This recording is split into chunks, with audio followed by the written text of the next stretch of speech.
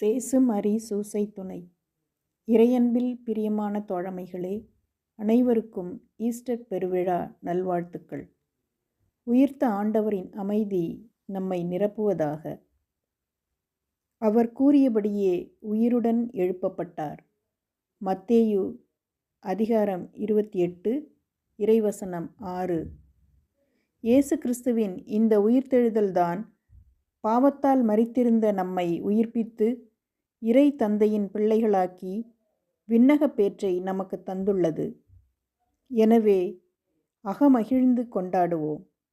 இந்த 40 நாட்களும் நாம் நம்மை ஒருத்து செய்த ஜெபங்களும் தவ முயற்சிகளும் நோன்பும் தர்ம செயல்களும் நமக்கு பாவ மன்னிப்பையும் இனி நாம் வாழப்போகும் சாட்சிய வாழ்வுக்கு பெரும் பலத்தையும் சக்தியையும் பெற்றுத்தர உயிர்த்த ஆண்டவர் அருள் புரிவாராக.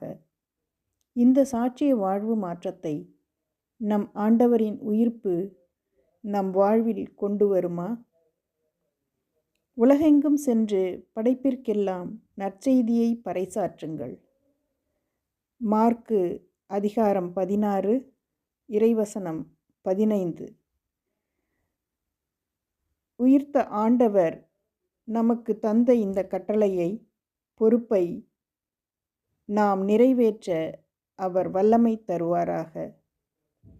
கணிக்க முடியாத போரின் நீட்சியும் அதன் வன்முறைகளும் விளைவுகளும் மக்களின் குழப்பங்களும் போராட்டங்களும் விரைவில் முடிவுக்கு வந்து உலகெல்லாம் கடந்த இறை அமைதியும் சமாதானமும் ஒற்றுமையும் இறைவனின் உயிர்ப்பு நமக்கு அளிப்பதாக.